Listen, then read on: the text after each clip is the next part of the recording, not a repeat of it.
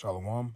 All praise, honor, and glory to Yahweh, Bahasham, Yahweh Shai, Bahasham, Rachakodash. Yahweh is the true name of the Heavenly Father, whom this world ignorantly calls God or Allah. In the name of his only begotten Son, Yahweh Shai, whom this world ignorantly calls Jesus Christ or Isa. In the name of the Holy Spirit, double honors to the apostles and the elders of Great Millstone who rule well, who are the leading authority of the prophets, the true prophets, which are Israelites on the face of the earth today. And much love to the 1/3 of those, much love to those brothers, those men of the Lord doing the work in sincerity and the truth across the four corners of the earth, pushing the full knowledge of the Bible. All right. And much love to the 1/3 of you believers out there, which are Israelites, you so-called blacks, Hispanics, and Native Americans, and you, those that are scattered abroad amongst the other nations, the Israelite foreigners. To you all, I say shalom and greetings. And I pray, Lord willing, that this lesson is edifying through the Spirit. Okay. So the topic here, I'm probably going to entitle it something along of the the falsehoods, something along this line, the falsehoods of the dietary laws of Islam. You know, the problems, the issues with the dietary laws of Islam, all right, of being a Muslim. All right. So, I'm not going to go into the normal things I go into about Islam. Obviously there are a lot of grave issues with the Quran, all right, which Quran simply means to recite. It recites the things out of the Bible. Muhammad was not a prophet. You have to be an Israelite in order to be a prophet. All right. He wasn't the last prophet. The true prophets of the Lord are back. Allah simply means power, not a name. It's not a name, it's a title. All right, so like I said, I'm not gonna go into those things. My main point is their diet. All right, what things that they deem as unlawful, in their words, haram. All right, and what they deem as halal, which is mean lawful, right? Which the word halal means praise. That's really what that means, because the ancient Hebrew tongue, Paleo tongue, is the first language of the earth, not Arabic. Okay. But while I was in my time, spent some time in Detroit a few weeks back with my family and the brothers up there. I came into contact with quite a few Muslims. Some while I was just going to grab food, and others while I was at camp. Me and the brothers were having a dialogue with four Muslim women while we were at camp. But something that I noticed. So I went into a restaurant, and it was just like a chicken and seafood restaurant, chicken and fish, shall I say. And, you go to them spots, and usually some they might have like abomination there, like catfish or conch or something like that. But to my surprise, I walk in and I say, this woman walks in. I mean, she's behind the register. She looks like a so-called black woman, but she looks like she has a little class. She has a head wrap on and glasses. And she was a nice lady. She was kind to me, so I'm not going to take that away from her. And I didn't get into it with her, but she was giving me some compliments and she threw me some extra food and things like that. But I was getting some chicken, and then I was getting my parents, my father. He said, he was like, son, he been having a taste for some fish. So I was like, all right. So I got him. I was like, asking her the different type of fish they had, and she said cod. So I was like, all right, I'll get him some cod. I got him and my mother some cod.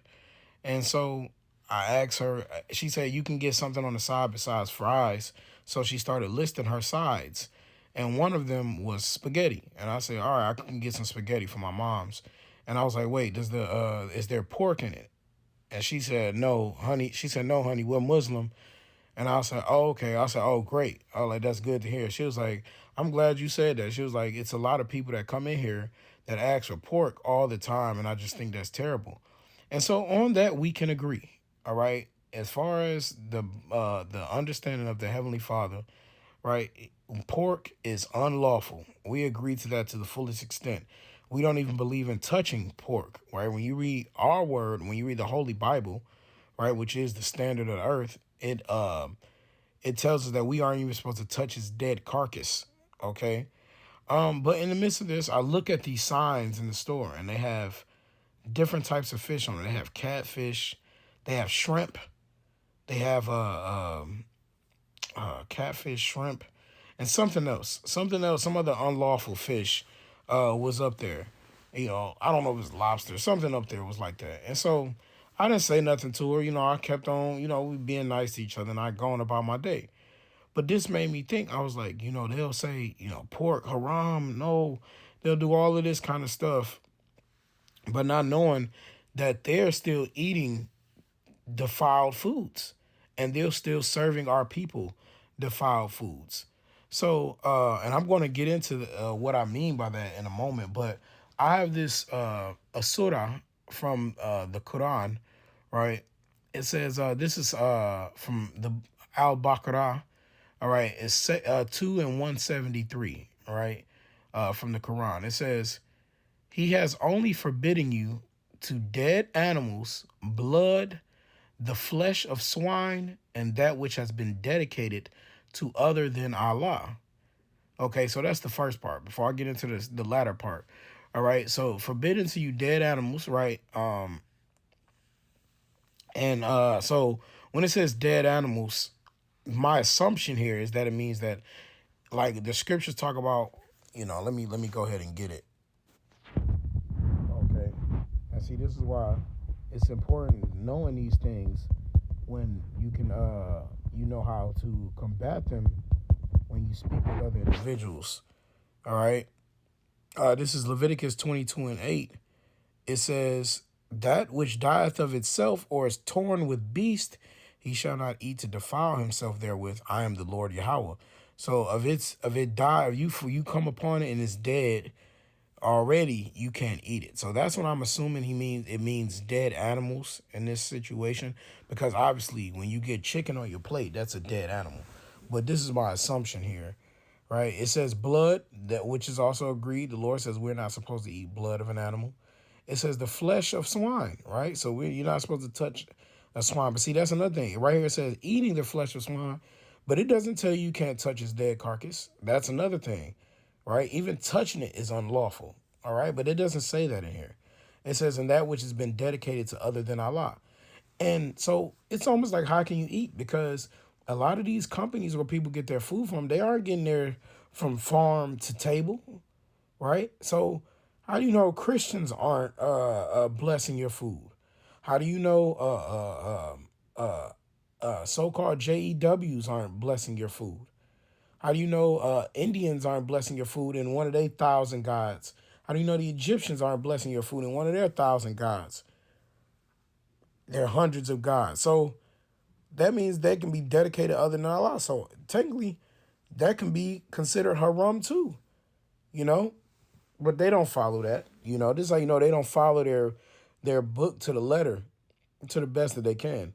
Right? But going on to the latter part, it says, "But whoever is forced by necessity, neither desiring it nor transgressing its limit, there is no sin upon him. Indeed, Allah is forgiving and merciful." So now your God is breaking his own law. So he said, if it's forced upon you by necessity, so I'm assuming that where somebody's fake making you, this can be I look at this twofold. Say, for instance, you're in a hostage situation and somebody forced you to eat something, you got to eat it. Or say, for instance, you're starving and you're out in the middle of nowhere and there's a swine or a dead animal there. You can still eat it, right? It says neither desiring it. So you may not want to eat it, but you still have to, right? But it says there is no sin upon him. So Allah is so forgiving and so merciful, right? But he's basically not going to condemn you for breaking his laws. And that's just not how the Most High is. This is how you know that's an issue when it comes to the Quran, right? First off, the God of the Bible don't deal that way. All right. He will punish you severely for breaking his law, statutes, commandments. Now, are we given mercy? Absolutely. All right. Do we sin being in the flesh? Sure. Not willfully, but yeah, we still do. But we practice it to the best of our ability. But there is no excuse, right? First off, it says we shall eat our bread defiled amongst the Gentiles. So there's no telling what your food is make up. There might be pork in your food and you might not even know about it, right? There might be another nation praying over your food. Are you supposed to reject it now? You know, there might be horse meat in some of your beef and you don't know about it. So there are different things why their way of life is wrong, and it's not biblical. It's not proper. It's not moral. Okay. This is Matthew 5:19. It says, "Whosoever therefore shall break one of these least commandments and shall teach men so, he shall be the least in the kingdom of heaven. But whosoever shall do and teach them, the same shall be called great in the kingdom of heaven." You see, so if you breaking the least commandment, so basically he's letting you off the hook easily for out of necessity. Oh, yeah, necessity could be you broke this week. I'm broke. I can't afford. I don't necessarily desire pork, but pork is the cheapest meat in the store, and it's the only one I can afford. So out of necessity, no sin is going to be upon me, and the Lord is going to forgive me for it. Allah is going to forgive me. That's the mentality that they have, and you have to understand that is wicked and that is corrupt. All right. The Lord does not give us a pass for willfully eating pork. Okay. The Lord does not give us a pass for willfully eating abominable foods. And that's where we differ. Okay? That is where we differ as well, we differ in many ways, but that is one major way we differ. Right? And this is Leviticus 11:2. "Speaking to the children of Israel, which are the children of the promise, not the children of the flesh, the descendants of Abraham, Isaac, and Jacob." Right? Whereas you all are the descendants of Abraham and Ishmael, right? The Arabs. "Speaking to the children of Israel, saying, These are the beasts which ye shall eat among all the beasts that are upon the earth." So the Lord gives us a list of those. And in verse 7, he says, "And the swine, though he divideth the hoof, and be cloven footed, yet he cheweth not the cud, he is unclean to you. Of their flesh shall ye not eat, and their carcass shall ye not touch. They are unclean to you." So we can't even touch it. But see, they don't have that in the Quran. This is how you know the Quran just basically bit, copied, plagiarized, and took things out of the Bible. But they wanted to take bits and pieces, but not in totality. Okay?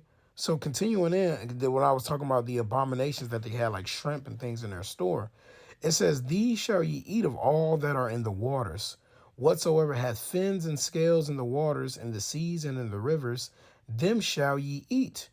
And all that have not fins and scales in the seas and in the rivers, of all that move in the waters, and any living thing which is in the waters, they shall be an abomination unto you.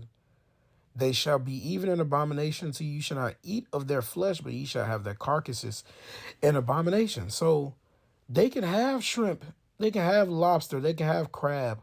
All of those are bottom dwelling animals. You got to understand. Those are all animals meant to clean the ocean floor. All right. They are full of feces and trash and gunk and filthiness, but they can eat those by technicality. Right. They can sell that to our people and think nothing about it. But that's an abomination according to, and that lady was in that store. Like I said, I mean, no disrespect to her because she was kind to me. Right. However, she's feeding that to our people. And she was a Jake too. She was an Israelite. She wasn't a heathen nation. She wasn't an Arab. She was a Jake. So she's selling that to our own people, thinking that she's doing a good thing just by not selling them pork. Well, you're still breaking God's law, sis, you know, and that's a problem, you see? And so they think that they just have it all together and want to seem all holy, but they're really doing abominable things. They can eat a whale. They can eat a shark, you know? These are creatures that you don't want to eat that are coming out of the water. They don't serve the purpose to be eaten. The Lord said if it come out of the water, it has to have fins and scales. That is the marine requirement for you to eat food out of the water, seafood. Okay? Well, you got our people, especially the Ndub, that love seafood, love crawfish boils. When they say seafood, they never talking about salmon or tuna or cod. They're talking about shrimp, crab, and lobster. All right. So this is a huge issue that the Quran has completely overlooked, which lets you know is not the chosen book of the Most High. All right. And I wanted to get this. This is Zephaniah 3 and 5. It says, the just Lord is in the midst thereof. Yahweh, he will not do iniquity.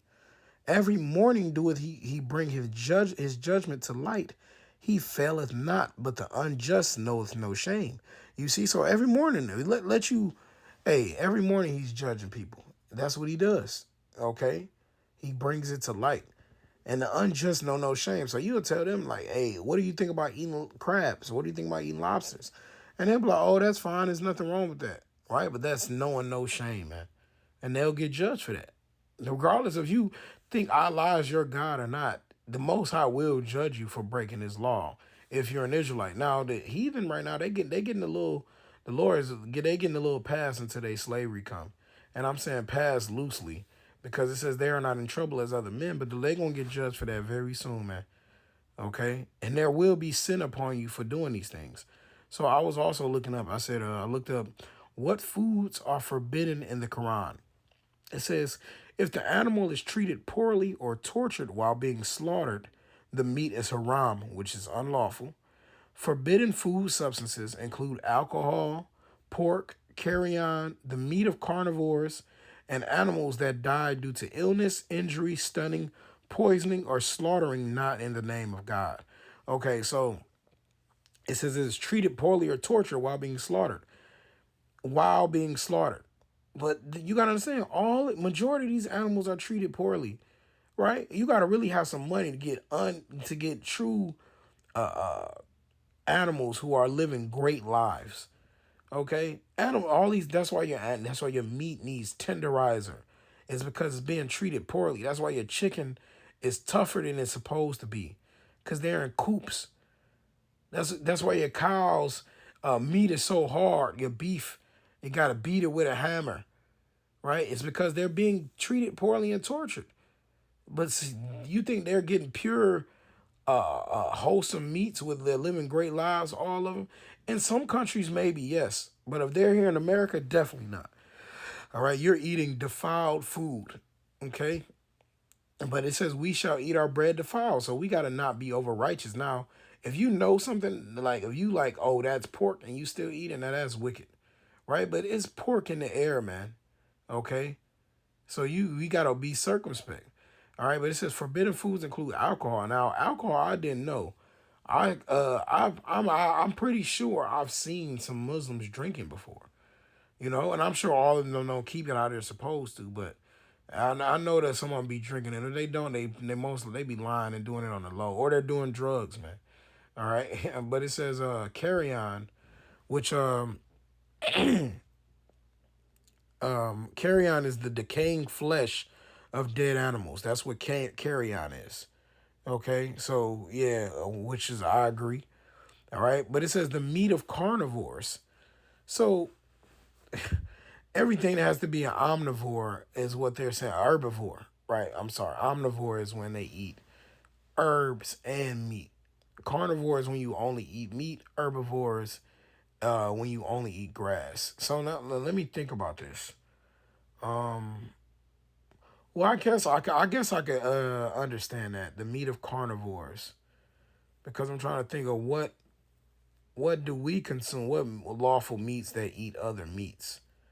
That's probably true, because even like birds of prey, we can't eat birds of prey, which are animals that eat other small animals or insects, something like that. So okay, there might be some truth to that.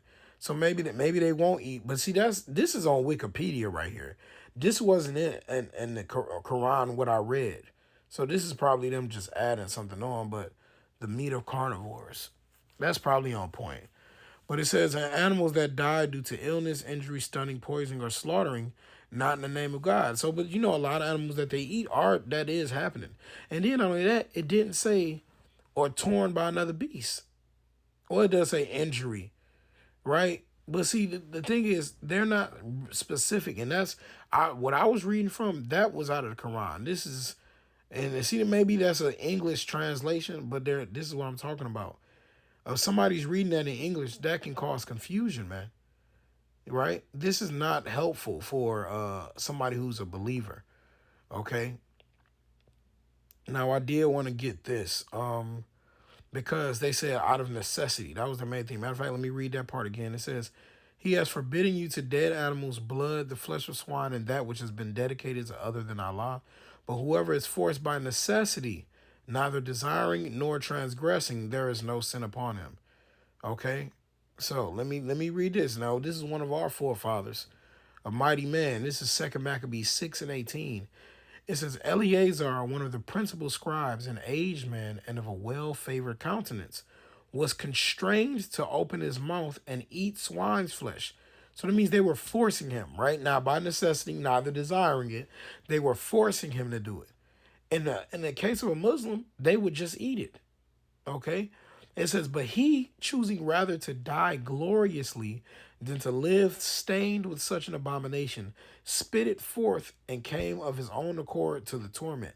So I'm going to read this in the Good News translation. It says, there was an elderly and highly respected teacher of the law by the name of Eleazar, whose mouth was being forced open to make him eat pork. But he preferred an honorable death rather than a life of disgrace. So he spit out the meat and went willingly to the place of torture, showing how people should have courage to refuse unclean food, even if it costs them their lives. You see that? So there is no out of necessity, right? The thing is, you stick to the law of the Lord until your death, man. And the title is, it says, Eleazar dies for his faith. I'm going to keep reading in the Good News translation. It says, those in charge of the sacrifice have been friends of Eleazar for a long time, and because of this friendship, they told him privately to bring meat that was lawful for him to eat. He need only pretend to eat the pork, they said, and this way he would not be put to death. But Eleazar made a decision worthy of his gray hair and advanced age. All his life he had lived in perfect obedience to God's holy laws. See that? In his whole life, perfect obedience to God's holy laws. And that's how we are to be. That's how we train ourselves, our brothers, our wives, our children. Okay? It says, so he replied, kill me here and now. Such deception is not worthy. Such deception is not worthy of man of my years. Many young people would think that I had denied my faith after I was 90 years old. If I pretend to eat this meat, he said, if I pretend to eat this meat just to live a little while longer, it will bring shame and disgrace on me and lead many young people astray. For the present, I might be able to escape what you would do to me, but whether I live or I die, I cannot escape Almighty Yahweh. If I die bravely now, it will show that I deserved my long life. It will also set a good example of the way young people should be willing and glad to die for our sacred and respected laws. You see that? So that's the mentality that you have to have when it comes to serving your God and keeping his laws, statutes, and commandments. But the Muslims aren't like that. They'll say, yeah, we won't eat pork. But if it's forced upon you, right, or if you're starving, right, you need to eat, you'll go ahead and do it. But it says, strive for the Lord unto the death, and he's going to fight for us, right? We don't care about if we're in a situation for necessity. That was a situation out of necessity, right? But they even said, you don't even got to eat the pork. Muslim would be like, yeah, go ahead. All right, I'll do it. But when you read the Bible, it says, abstain from the appearance of evil. So they was going to say, hey, you can go ahead and eat beef or turkey or chicken, but, hey, just make people think it was pork. See, that's how you know that's wicked and vile. That's how you know appearances matter, right? Because at the end of the day, if they thought he was eating pork, it wouldn't make a difference. That appearances matter. He could have just said, oh, well, told people later, oh, it was really beef. Nah, and had them thinking he was eating pork. What, just so he can live a little longer? He said, I cannot escape the hand of the almighty power. You see, and the almighty power is Yahweh, and his son is Yahweh Shai. Yahweh Shai is the son of God. He's not just a prophet. He is a prophet. And the true prophets are back. When you read Amos 2 and 11, it says, it lets you know that the prophets will descend from the nation of Israel. Is it not even thus, O ye children of Israel? Right? It says the prophets are subject to the prophets, man. So we're back to prophesy the downfall of America. We're telling the so-called white nation that they're going to enslave along with you other nations. You Arabs, you are going to be slaves under the children of Israel. Thus saith the Heavenly Father, and thus saith the Bible. and your ways are low level because you've recited, you've taken recitation from the Bible, you've taken pieces out of it and tried to make it into a whole religion. Well, guess what? The Lord is going to destroy you for all of the wickedness that you've done. The nation of you Islam, you Muslims, the Arabs are wild people. It says you're a wild man. And I was reading something about the I forget the law that they have. I'm messing it up now, but basically they can get you back for doing something that you did to them, and ultimately we gonna get back all of our enemies too. But there's this Islam is a carnal religion, right? That's why the young so-called black men in the hood want to do it, right? That's why boxers want to do it. It's because they can fight and still believe in Allah. They can get carnal, but see the thing is, we're in the spirit. We're a spiritual people, but the time is gonna come where we're gonna get our spiritual powers, and then the Lord is gonna give us the thumbs up to judge all of our enemies. But right now, to be a Muslim, they'll tell you go and blow up a city and you're gonna get 72 virgins in heaven, man. You see, so it's just all off, man. But I just wanted to get that about their food regulations, right? And the things that they can eat. You know, you still eating bottom feeders, right? You're still eating bottom feeders because guess what?